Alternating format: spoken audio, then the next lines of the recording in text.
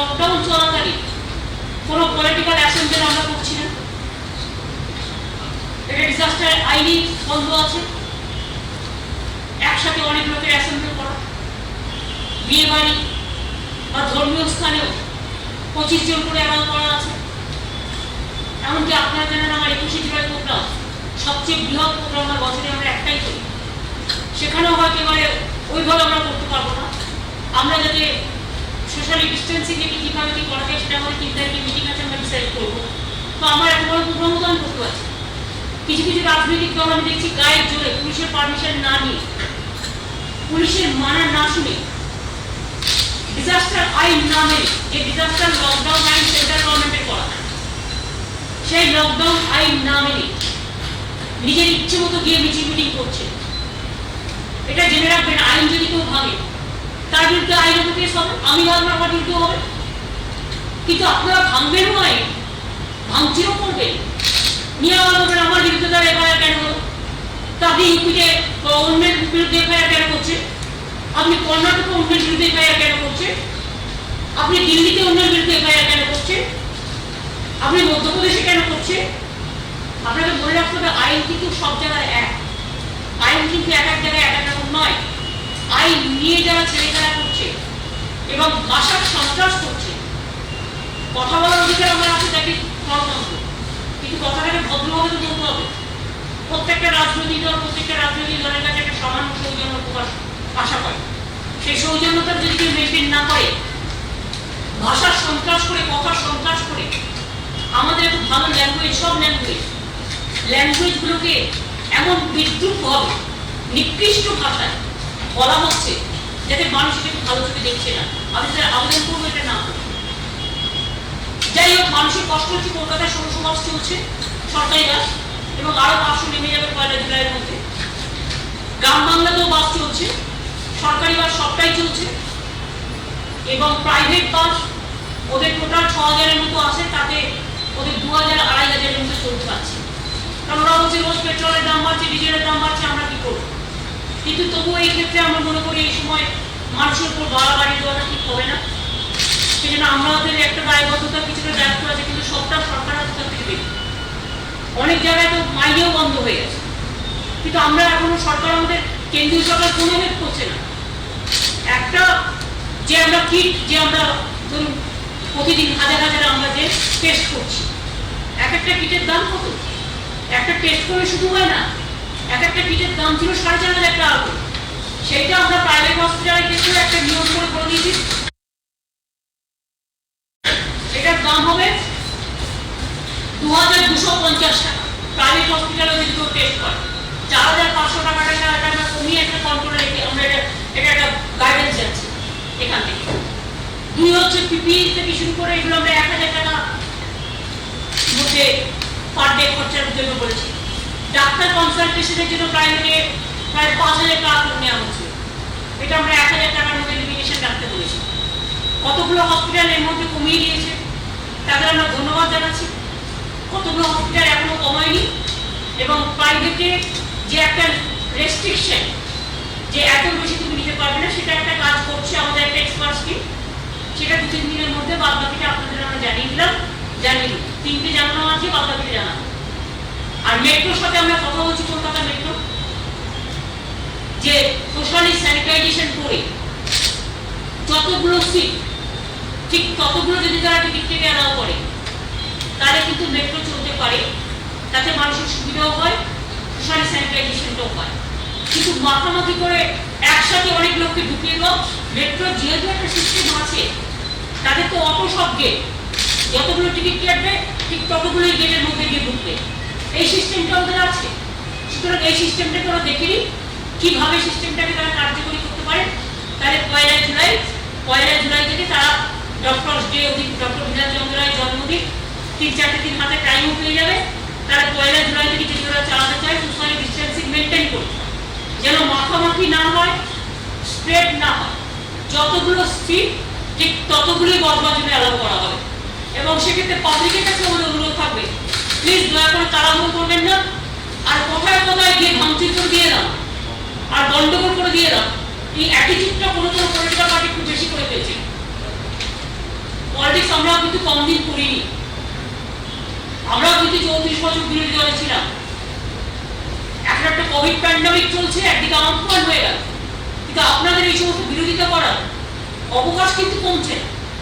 কোনো কোনো জায়গায় মনে রাখবেন, শুধু পুলিশের হাত থানাটাকে ভেঙে দিয়ে না, আর বিডিওর অফিসটাকে ভেঙে দিয়ে না, একেতে টাকা নিয়ে পয়সা নিয়ে আপনার কর্মীরাই বা মাইনে পাবো থেকে কালকে থেকে। এইভাবে যদি আপনারা আমাদের ক্ষতি করতে থাকেন, কেন জনগণের সম্পত্তির ক্ষতি হবে? আমার লোকেরা করলে আমি আমার লোককেও ছাড়বো। সুতরাং আপনাদের কাছে আমি আবেদন করবো সমস্ত পলিটিক্যাল পার্টিগুলোর কাছে, যেহেতু অল পলিটিক্যাল পার্টির মিটিংও আমরা করেছি, যে আসুন আমরা সবাই মিলে এই সময় একসাথে কাজ করি। মিছিল মিটিং করার টাইম অনেক পরে পাবেন, এক্ষুনি মিছিল মিটিং করার দরকার নেই। বিয়ে বাড়ির লোকেরা যদি জমায়েত হতে না পারে, তাহলে আপনি মিছিলে কেন জমায়েত হবে? আজকে যদি শ্রাবণী মেলায় ভোলে বাবা পার করবে না করতে পারে, তো আপনার বাইক র্যালি কেন হবে? আজ যদি মানুষ ঈদ থেকে শুরু করে আজকে রথ থেকে শুরু করে কিছুই করতে না পারে লকডাউনের জন্য, তাহলে আপনার রাজনৈতিক ফায়দা তোলার জন্য লকডাউন? রাজনৈতিক ফায়দা তোলার এটা জায়গা নয়। যদি আমি 21 জুলাই স্যাক্রিফাইস করতে পারি, আপনাদের মনে রাখতে হবে টুকটাক জিনিস স্যাক্রিফাইস করতে হবে। কখনো কখনো ডেডিকেটেড ওয়েতে কাজ করতে হয়, ডিভোটেড ওয়েতে।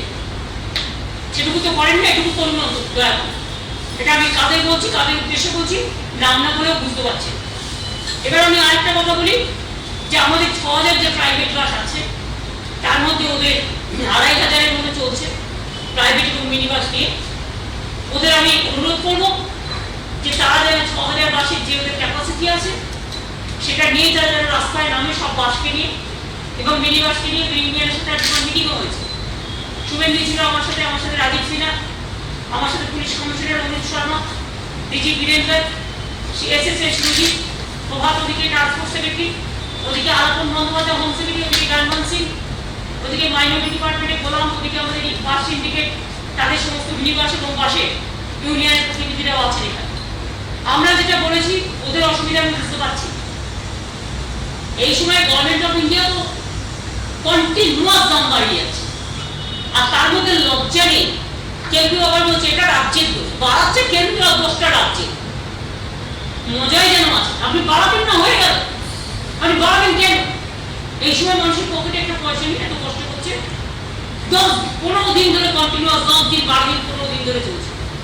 এমনকি কোথাও কোথাও তো ডিজেলের দাম বেশি হয়ে গেছে পেট্রোলের থেকে। তাই বুঝতে পারছি না অবস্থাটা। তো এই পরিপ্রেক্ষিতে যারা পেট্রোল ডিজেলের কারবার করে তাদের তো প্রবলেম আছে, যারা বাস টাস চালায়। সেই জন্য ওদের দিকটাও আমরা দেখি। বাস ভাড়া বাড়াতে আমি পারছি না, কারণ এখানে আমার মানুষের কাছে দায়বদ্ধতা আছে। এই সময় মানুষকে আমরা যতটা পারবো সাহায্য করব। তাই আমরা একটা সিদ্ধান্ত নিয়েছি, এর জন্য গভর্নমেন্টকে 27 কোটি টাকা সাবসিডি দিতে হয় ফর 3 মাস। ইমিডিয়েট 3 মান্থসের জন্য একটা প্রজেক্ট আমরা করেছি। সেটা হচ্ছে প্রতি প্রাইভেট বাস বা মিনি বাস যেটা আছে, তাদের যেহেতু তারা যাতে মানে চালাতে পারে এবং মানুষের যাতে কষ্ট লাঘব হয়, শুধু মানুষের দিকে তাকিয়ে এই সিদ্ধান্তটা আমরা নিয়েছি। তাতে গভর্নমেন্টের রাজপোষ থেকে আরো 27 কোটি টাকা যাবে, কিন্তু বৃহত্তর স্বার্থে, মানুষের স্বার্থে আমরা নিয়েছি 1 জুলাই থেকে এই 6000 যে বাসের যে সংখ্যা আছে, প্রতি বাস প্রতি গভর্নমেন্ট এই 3 মাস 15,000 টাকা করে ওদের দেবে। সেই টাকাটা ওরা কিভাবে ইউজ করবে, সাবসিডি না কমিশন না কিভাবে, সেটা ওরা দেখবে।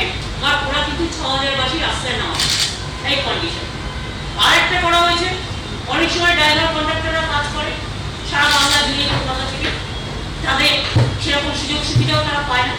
তাই তাদের আমরা এখন থেকে স্বাস্থ্য সাথীতে আমরা তাদের মেম্বার করে দিলাম, যাতে তারা 5 লক্ষ টাকা করে ট্রিটমেন্ট ফেসিলিটিস, ফ্রি ট্রিটমেন্ট গভর্নমেন্টে সেটা যেতে পায়। আর আপনারাও জানেন, আপনাদেরও আছে। আর একটা আমরা বলেছি, গভর্নমেন্ট স্বাস্থ্য সাথীর মধ্যে আমরা 2টো হসপিটাল অ্যাড করেছি বাইরেরও, যেটা হচ্ছে ভেলোর মেডিকেল কলেজ, ভেলোর যেটা ভেলোর হসপিটাল চেন্নাইতে, এবং অল ইন্ডিয়া মেডিকেল ইনস্টিটিউট, যেগুলোতে ফ্রিতে বা কিছু কিছু প্রাইভেটেও আছে। এই দুটো জায়গা আমরা আমাদের স্বাস্থ্যের যে সমস্ত ব্যবস্থা আছে তার সাথে এই দুটো জায়গা আমরা কোঅর্ডিনেট করেছি। সুতরাং স্বাস্থ্য সেতুতে তারা আসবে। আমার মনে হয় এটাতে ইউনিয়নের লোকেরাও রাজি হয়েছে, এবং 1 জুলাই থেকে এই প্যাকেজটা আমরা দেবো। তার মধ্যে তারা বাসটাগুলোকে রেডি করে রাস্তায় নামা। আর মেট্রোকে আমরা অনুরোধ করছি, প্রভাত এখানে আছে, সিএস কথা বলে দেবে, যেটা হচ্ছে, এবং অনুজ শর্মা এরা মেট্রোর সাথে বসে কথা বলে একটা ডিসিশন নেবে, সেটা হচ্ছে সোশ্যালি স্যানিটাইজ করে যতগুলো সিট ততগুলো টিকিট তারা বিক্রি করছে। সেই সিস্টেম অনুযায়ী, যেহেতু তাদের অটো সিস্টেম আছে, তাদের ওখানে হঠাৎ করে বাসে যেমন রাস্তা দাঁড়িয়ে থাকলো ঢুকে গেল, কিন্তু ওখানে পায় না, বাসের সিস্টেম মেনটেন করতে হবে। বাসের পুলিশ একটা ভালো ট্রান্সপোর্ট ডিপার্টমেন্ট থেকে কোঅর্ডিনেশন করে একটা কাজ শুরু করেছে, যেটা হচ্ছে কোনো জায়গায় হয়তো 45 জন 50 জন লোক দাঁড়িয়ে আছে, ওই ইনফরমেশনটা দিলে সঙ্গে সঙ্গে বাস চলে আসছে, এবং সেটা হয়তো 40-45 মিনিট কেউ দাঁড়িয়ে থাকে, বাসটা এখন 40-45 মিনিট থেকে 10-15 মিনিটের মধ্যে করে দিয়েছে, পুলিশকে ইনফরমেশনটা দিচ্ছে, বাস পাঠিয়ে দিচ্ছে। সুতরাং এই প্রাইভেট বাসগুলো চালু হয়ে গেলে এবং মেট্রো চালু হয়ে গেলে প্রবলেমটা থাকবে না। মেট্রো আমি চাই যে 1 জুলাই থেকে করুন, কিন্তু বাদ বাকি বাসের যারা যতটুকু আছে আপনারা নামিয়ে ফেলুন, কিন্তু 1 জুলাই থেকে আপনারা প্যাকেজটা পান, যাতে মানুষ বলতে পারে যে হ্যাঁ আমি প্রবলেম থেকে মুক্তি পাচ্ছি। কারণ মানুষের যেটা প্রবলেম হচ্ছে, মানুষ যখন বাড়ি থেকে বেরোচ্ছে ভাবছে আমি পৌঁছবো তো ঠিক মতো, আমি বাড়িতে পৌঁছতে পারবো না ঠিক মতো, একটা আনসার্টেনটি, এটা যেন মানুষের মধ্যে কাজ না করে, এটা দেখতে হবে। আর একটা হচ্ছে একটু কোঅর্ডিনেশন করতে হবে ট্রান্সপোর্ট এবং বাস সার্ভিসের দিকে এবং পুলিশের দিকে। যদি কোথাও কেউ খবর পায় এখানে ওখানে কোথাও লোক দাঁড়িয়ে আছে, একটা অ্যাপস বা কিছু একটা করে যে আমরা একে দাঁড়িয়ে আছি, 15-20 মিনিট হয়ে গেল, 15-20 মিনিটের যদি মধ্যে যদি না পায়, তাহলে একটা ইনফরমেশন দেবে, ইনফরমেশন পেলে তুমি সেটা কোঅর্ডিনেট করে পা ছাড়িয়ে দেবে এবং যাতে যেতে পারে এটা দেখে দিতে হবে, এটা দরকার আছে। একটা জিনিস আমাদের আপত্তি আছে, আমরা আপত্তি জানাচ্ছি কেন্দ্রীয় সরকারকে। লকডাউন চলছে, যখন কোভিড বাড়ছে সারা ভারতবর্ষে, সারা পৃথিবীতে, এখন একটা স্প্রেড হচ্ছে, তো এই স্প্রেডটা আমাদের তুলতে হবে, এখানে সকলেরই একটা দায়িত্ব আছে।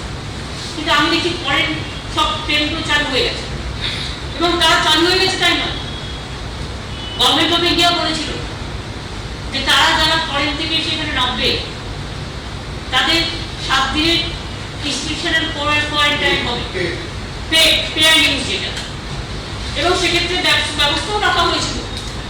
কিন্তু আমি দেখছি অনেক ফ্লাইট আসছে, কোনো রকম আটকানো হচ্ছে না, প্লেনে একটা কাগজ দেওয়া হচ্ছে, তুমি লেখো ডিটেলস, লেখবার পরে কোনো চেক করা হচ্ছে না, তাদের ছেড়ে দেওয়া হচ্ছে, কোন রকম কোনো হেলথ প্রোটোকল মানা হচ্ছে না। এই যদি চলতে থাকে আমরা কত কন্ট্রোল করবো? আমরা কন্ট্রোল করব আর কারো অবিবেচনা প্রসূত ব্যবহারে বা সিদ্ধান্তে বা নেগলিজেন্স করবার ফলে, বাংলাটাকে অবহেলা করবার ফলে আমাদের জায়গাটাকে স্প্রেড করিয়ে দেবেন, এটা যেন না হয়। তাই আমরা বলছি, আমার চিফ সেক্রেটারি আজকেই চিঠি দিচ্ছেন যে ফরেন ফ্লাইট এখন বন্ধ করুন। এই জন্য বন্ধ করতে বলছি কারণ যারা যারা আশা করতে এসে গেছে অলরেডি, ওরা অলরেডি মাসে একটা করুন, আমার কোনো আপত্তি নেই, কিন্তু এটা মাসে একটা দিন আপনি করুন, যদি কেউ আটকেও তাকে অনেক সময় প্রয়োজন হয়। এখন তো লোকে এগুলো যাতায়াত করছে। আর একটা ডোমেস্টিক ফ্লাইটের ক্ষেত্রে আপনারা দেখলেন কয়েকদিন আগে একটা কেস আমরা হাতে নাতে রয়েছে, চেন্নাই থেকে কোভিড পেশেন্ট তার পকেটে কোভিডের কাগজ নিয়ে প্লেনে কলকাতায় নামলো এয়ারপোর্টে, এবং তাকে কোনো টেস্ট নেই, কোনো চেক আপ নেই, তারা গিয়ে বড়মা হসপিটালে ভর্তি হয়েছিল বলে আমরা জানতে পারলাম বলে আমরা কেসটা ধরতে পারলাম। এখন ধরুন তো একটা প্লেনের মধ্যে 200-250 লোক থাকে, কোনো 100-150 থাকে, কোনো 300 থাকে, বন্ধ থাকে, প্লেনটা বন্ধ থাকে। সেই বন্ধ প্লেনে যদি কোভিড পেশেন্ট আসে এইভাবে মুক্ত হবে, এবং সেই রোগটা তার নিঃশ্বাসে প্রশ্বাসে যেখানে বসবে, একটাই বাথরুম, 2টা বাথরুম, একটাই ধারে একটা ওধারে, বাথরুমগুলো একই বাথরুম ইউজ করছে, একই চেয়ারে বসছে, একই গায়ে গায়ে বসছে, তো সেখানে একটা কমিউনিটি স্প্রেড হয়ে যাবে, তখন তো কেউ সামলাতে পারবে না। সেই জন্য আমরা বলছি যেখানে করোনার সংখ্যা বেশি সেই জায়গাগুলো থেকে ডোমেস্টিক ফ্লাইট জুলাই পর্যন্ত আসা বন্ধ হবে। আমার ডোমেস্টিক ফ্লাইট কলকাতা থেকে বাগডোগরা চলুক, কলকাতা থেকে অন্ডাল চলুক, অন্ডাল থেকে বাগডোগরা চলুক, আমার কোনো আপত্তি নেই। আর বাইরের ফ্লাইট 15 দিনে একদিনে চলুক, আমার কোনো আপত্তি নেই। ডোমেস্টিক ফ্লাইটে আমরা দেখে নেবো, টেস্ট করে দেবো, হেলথ প্রোটোকল মেনে। আর বিদেশের ফ্লাইট মাসে একদিন চলুক, আমার কোনো আপত্তি নেই। কিন্তু আমাদের আপত্তি হচ্ছে এই কারণে, কারণ আমরা চোখের সামনে দেখতে পাচ্ছি হেলথ প্রোটোকল মানা হচ্ছে না, ইনস্টিটিউশনাল কোয়ারেন্টাইনে যাচ্ছে না, তাকে ট্র্যাক করবেন কি করে? আমাদের যদি ইনফরমেশন না থাকে, নিধন কিন্তু খুব বলছে টেস্টিং, ট্র্যাকিং, ট্রেসিং। তো টেস্টিংও হচ্ছে না, ট্র্যাকিংও হচ্ছে না, ট্রেসিংও হচ্ছে না। মাঝখান থেকে আমাদের বাংলায় যেটা আমরা কন্ট্রোল করে রেখে দিয়েছি সেটাকে বাড়িয়ে দিয়ে চলে যাচ্ছে। এটাতে কখনো কোনো জিনিস হতে পারে না। এক একটা রাজ্যে বেড়ে গেছে, আমরা তাদের হেল্প করতে চাই, আমরা চাই তারা ভালো থাকুক, তারা সুস্থ হোক। কিন্তু যেখানে বাড়ছে, ধরুন যেখানে অনেক ফ্ল্যাট হয়, এক কোমর জল, সেখানে কি আমি লোককে গিয়ে বলবো তুমি এখানে থাকো? তাকে ফ্লাডের ওই জলটা থেকে সরিয়ে একটা আলাদা জায়গায় রাখবো। এটা তো কমন সিস্টেম, কিন্তু সেটা হচ্ছে না। ওই আধ গলা জলের মধ্যেই বলছে তুমি ওই জায়গায় বলো, এটা তো ঠিক নয়। সুতরাং এটা আমাদের আপত্তি আছে, এটা আমরা আপত্তি করছি। আর এই কথাগুলো আপনাদের আমি বললাম। স্বাস্থ্য ব্যাপারে প্রাইভেট হসপিটাল সম্বন্ধে 3টে পয়েন্ট আপনাদের আবার বলি আরেকবার, যে 4,500 টাকা করে নেওয়া হচ্ছিল প্রাইভেট হসপিটালে, গভর্নমেন্ট তো ফ্রি, আমরা নিজেরাই টাকা দিচ্ছি কোভিড টেস্টের জন্য। সেটাকে আমরা 4,500 টাকাটাকে 2,250 করে দিয়েছি, এটা গভর্নমেন্ট রেট করে দিয়েছে। 2 হচ্ছে PP and other protective gear charges for indoor patient 1,000 টাকা per day. Consultation fees for indoor patient 1,000 টাকা, 5,000 টাকা থেকে কমিয়ে 1,000 টাকা করা হচ্ছে। বাদ বাকি যেগুলো আছে কোভিড পেশেন্ট, যেগুলো বাদ বাকি রেটের যেটা ব্যাপার আছে, অনেক হসপিটাল অলরেডি কমিয়েছে। বাদ বাকি যেগুলো আছে সেটা সিএস কে দায়িত্ব দেওয়া হয়েছে। সিএস এবং হেলথ ডিপার্টমেন্ট বসে তারা একটা সিদ্ধান্ত নিয়ে 2-3 দিনের মধ্যে আপনাদের জানিয়ে দেবে। 31শে জুলাই পর্যন্ত যে লকডাউন চলে, 1 জুলাই থেকে টাইমটা 1 ঘন্টা বাড়ানো হচ্ছে, যেটা হচ্ছে 10টা পর্যন্ত করা হচ্ছে। নাইটে 10টা, সকালে 5টা পর্যন্ত লকডাউন কিন্তু চলবে। সুতরাং হ্যাঁ, অ্যাসেম্বলি হ্যাঁ, আর প্রতিদিন দেখছি আমি 10টা করে ট্রেন আসছে, 10টা করে স্পেশাল ট্রেনের নাম করে 10টা করে ট্রেন আসছে সমস্ত হটস্পট এরিয়া থেকে। আমরা সেটাও একটা চিঠি দিচ্ছি রেলকে, যে হটস্পট এরিয়া থেকে প্লিজ, আমরা যতক্ষণ না বলছি, যতক্ষণ কন্ট্রোল না হয়, ততক্ষণ হটস্পট এরিয়া থেকে করোনা পেশেন্ট পাঠাবেন না। কারণ কোন সিস্টেম মানা হচ্ছে না, ঢুকিয়ে দেওয়া হচ্ছে। এই যে রেল প্লেন সব চালু করে দেওয়া হচ্ছে, তাহলে লকডাউনের গুরুত্ব কি? সবই যদি চলে তাহলে মানুষের হাতে পয়সা থাকবে না কেন? সবকিছু চলবে, সবকিছু হবে, শুধু মানুষের কাছে পয়সা থাকবে না। আমাকে তো করোনাটাকে ঠেকাতে হবে, না করোনাটাকে বাড়াতে হবে। আমরা চাই করোনা হারবে, বাংলা জিতবে। আমাদের এখানেও তো মানুষ কাজ করছে, 100 দিনের কাজে আমরা ডাবল ওয়ার্ক করেছি 2 মাসের মধ্যে। আগের বছর এই সময় যা কাজ হয়েছিল 1.5 কোটির মতো কিছু হয়েছিল, 3.5 কোটি হয়েছিল আগের বার এই সময়। আর এবার আমরা 7.something করেছি, 7.8 crore। এবং আমরা বাইরে থেকে যারা আসছে তাদেরও যেখানে যেখানে কাজের প্রয়োজন হচ্ছে, আমরা তাদেরও কাজে লাগাচ্ছি। এবং ম্যান্ডেল আমরা তৈরি করছি, আমরা অনেক ম্যান্ডেল তৈরি করছি। আমরা চেষ্টা করছি, চেষ্টার কোনো ত্রুটি নেই। কিন্তু যেগুলোতে করোনা বাড়বে সেটা সেন্ট্রাল গভর্নমেন্টকে আমরা রিকোয়েস্ট করবো সেক্ষেত্রে আমাদের হেল্প করার জন্য। কোনো কিছু যখন পাইনি তখন করোনাটা যাতে স্প্রেড না করে সেটার ব্যবস্থা করতে হবে। আজকে বাংলায় এখনো পর্যন্ত আমি যেটা জানি যে আমাদের পজিটিভ যেটা আছে, বলো রাজীব, বলো।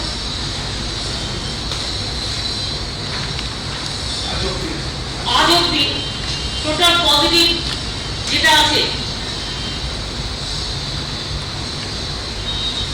এই অ্যাক্টিভ কেস, আমি অ্যাক্টিভ কেসটাকেই আপনাদের বলবো একটু গুরুত্ব দিতে। কারণ পজিটিভ হয়ে যারা বাড়ি চলে গেছে সেটাকে নিয়ে নাড়াচাড়া করে তেমন লাভ নেই। সেটা একটা সংখ্যা আছে, সেটা রোজই বাড়তে বাড়তে যাবে। কারণ হচ্ছে আপনাকে রোজই টেস্ট বাড়াতে হবে, আর রোজই প্লেনও আসবে, ট্রেনও আসবে, বাড়াতে বাড়াতে আসবে। সুতরাং টোটাল অ্যাক্টিভ কেস আজ পর্যন্ত হচ্ছে 5,039, যেটা আছে। আশা করি আমরা হয়তো সবাইকে পারবো না, বাট 99% আমরা চেষ্টা করবো ভালো করবো। পশ্চিমবাংলায় 5,039 জন এখনো করোনা আক্রান্ত আছে। ডিসচার্জ যেটা আমরা এখনো পর্যন্ত করতে পেরেছি 65%, ন্যাশনাল লেভেলে এটা 58%। আমরা চাইবো, আমার অনুরোধ থাকবে চিকিৎসক, সিস্টার থেকে শুরু করে সবার কাছে, মৃত্যুর রেটটা আরো কমাতে। অ্যাকিউট যারা পেশেন্ট মনে রাখবেন, যারা নানা রকম প্রবলেম নিয়ে যখন ভর্তি হচ্ছে, শুধু করোনা আমরা তো আমাদের দেখে দিয়েছি 65% ডিসচার্জ হয়ে ভালো হয়ে চলে যাচ্ছে, কিন্তু করোনা হয়তো হয়ে যাচ্ছে পরে, কিন্তু আগে তার কেস আছে, কারো নিউমোনিয়া আছে, কারো কার্ডিয়াক হার্টের প্রবলেম আছে, কারো ব্রঙ্কাইটিস আছে, কারো সুগারের খুব বেশি প্রবলেম আছে, কারো ব্লাড প্রেশার বা হাইপার টেনশনের রুগী আছে। তাদের মনে রাখবেন, তারা যখন করোনাটা তাদের হয়ে যাচ্ছে তার কারণ হচ্ছে পেশেন্টগুলো হচ্ছে সারি পেশেন্ট এবং একটু বেশি এজ, বিশেষ করে একটা এজের পর এমনিতে যদি এমনি ছেলে মেয়েরাও করোনা হচ্ছে, আপনাকে বুঝতে হবে যে অক্সিজেন স্যাচুরেশনটা 90-এর নিচে কমে গেলে আপনাকে হাসপাতালে যেতে হবেই, কারণ আপনাকে অক্সিজেন সাপোর্ট নিতে হবে। যারা মোটামুটি পারবেন তাদের কাছে একটা অক্সিজেন স্যাচুরেশনের একটা মেশিন কিনতে পাওয়া যায়, এটা কত দাম? ছোট ছোট মেশিন পাওয়া যায়, 2000 টাকা দাম, আরো কমে পেতে পারে, অন্যান্য মেশিন তৈরিও করতে পারে তাদের বড় একটা মেশিন পাওয়া যায় পুরো ফ্যামিলির জন্য, সেটা তো রোজ মেপে নেবেন নিজে যে শরীর খারাপ হয়ে 90-এর নিচে কমে গেলে আপনাকে ডাক্তার দেখাতে হবে, তা নাহলে তো আপনি নিজে বাড়ি থেকেও সুস্থ হতে পারেন, মায়ের কেস এগুলো বা এই কেস, এটা নজর রাখবেন। আর বাদ বাকি ভালোভাবে খাওয়া দাওয়া করবেন, ভালোভাবে সোশ্যাল স্যানিটাইজেশন, যেটা আমরা বলছি ফিজিক্যাল ডিস্টেন্সিং মেনটেন করা, সেটা কিন্তু করতে হবে। আর এই যে স্যানিটাইজার, যে কোনো স্যানিটাইজার নিয়ে একটু হাতে দিতে হবে। আমি এই কাগজটা দিলাম, কাগজে অনেক ভাইরাস থাকে, আমি কাগজটা ছোঁয়ার আগে একটু দিয়ে নিলাম, আমি চশমাটা ছোঁয়ার আগে আমি একটু ধরে নিলাম, এগুলো হচ্ছে স্বাভাবিক জিনিস। আমি পেনটা নিচ্ছি, আমি যেখানে পাচ্ছি সেখানে বসে করছি, পকেটে একটা করে ছোট ছোট স্যানিটাইজার রাখুন, অনেক কোম্পানি বের করেছে একদম, যেখানে বসবেন একটু দিয়ে নিন, দিয়ে আমারটা দেবে সেই আশায় না থেকে। আমাদের একটা অভ্যাস আছে, আমরা যেখান থেকে গাড়ি করি যেখানে সেখানে বসে করি, ভাবি চেয়ারটা আছে বসে করি, বসবার আগে একটু স্যানিটাইজ করে নিই একটা করে। এখন যেহেতু এগুলো চলছে মাস্ক আর স্যানিটাইজার, সাবান নিয়ে তো আপনি সব জায়গায় জল নিয়ে গিয়ে আপনি হাত ধরুন, সুতরাং এটা আপনাকে করতেই হবে সবটা ফিউচার, এবং যতক্ষণ পর্যন্ত করোনা টোটালটা বিদায় না নিচ্ছে, আস্তে আস্তে সবই ঠিক হয়ে যাবে, হয়তো সময় অনুযায়ী সময়ের অপেক্ষা করছে। সুতরাং এই কথাগুলো আপনাদের যা যা আমার বলার ছিল আশা করি বলতে পেরেছি। হয়েছে, কমপ্লিট হয়েছে, আমার পয়েন্ট পাওয়া হয়ে গেছে, এনি পয়েন্ট বেশি না, দুটো দিকে। ম্যাডাম এইচএস এক্সাম নিয়ে কোনো সিদ্ধান্ত হয়েছে ম্যাডাম? ওটা পার্থ চ্যাটার্জি আপনাদের বলবেন, সুপ্রিম কোর্টের রায় মেনেই ওরা কাজ করবে, কিন্তু সেক্ষেত্রে ওদের তো এক্সপার্টরা আছে, স্কুলগুলো আছে, কলেজগুলো আছে, ইউনিভার্সিটিগুলো আছে, কথা বলে জানিয়ে কি সিস্টেমে হবে বা আদৌ হবে কিনা, বা কোন সিস্টেম ফলো করা হবে, সেটা কলেজ, ইউনিভার্সিটি বা ওদের যে এক্সপার্ট কমিটি আছে তাদের সাথে কথা বলে তারা সিদ্ধান্ত নেবে। এটা তাদের উপরে ছেড়ে দেওয়া হয়েছে, আশা করি 3-4 দিনের মধ্যে জেনে যাবে। দিন এসে গেছে, 20 দিন হয়ে গেল, এবং আপনি 6500 কোটি টাকা করে সবাইকে আপ্রাণভাবে চেষ্টা করছেন। ওখান থেকে 1000 কোটি টাকা অগ্রিম, তারপর কিছু দিল 1,02,000 যে দেওয়া হয়েছিল, কোনো টাকা 1 পয়সা কি দিয়েছে? 53,000 কোটি টাকা পাই সেই টাকাই দেয়নি, 53,000 কোটি টাকা যে পাই সেটাই তো দেয়নি।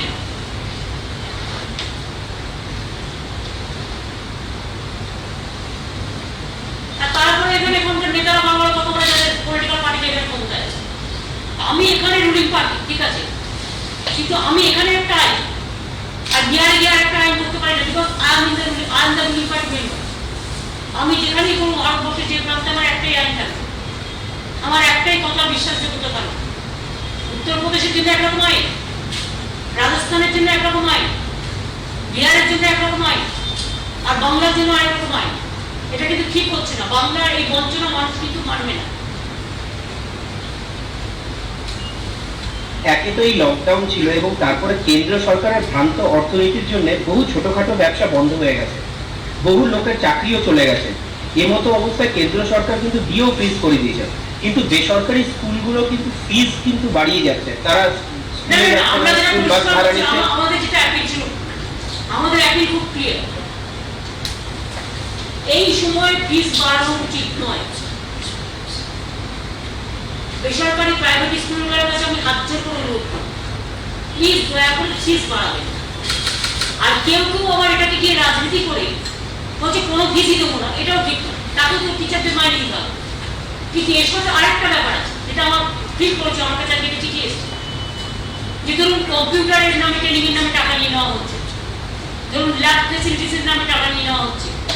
এইটা কিন্তু নেওয়া উচিত। ফিস যেমন নিচ্ছেন ঠিক আছে, না বাড়িয়ে যা অ্যাজ ইট ইজ ছিল, কারণ আপনাকে তো টিচার মাইনে দিতে হচ্ছে, আপনাকে আপনার স্কুল মেনটেন্যান্স করতে হচ্ছে, এটা আমি এগ্রি করছি। আমি এটা চাই না আমরা যে আপনারা ফিস বাড়ান, এখন ফিস বাড়ানোর সময় নয়। আর এমনিতেই প্রাইভেট স্কুলে যথেষ্ট ফিস বাড়ানো আছে, প্লিজ দয়া করে মানুষ যাতে ডিস্টার্ব না হয় এটা প্লিজ নজরে রাখুন।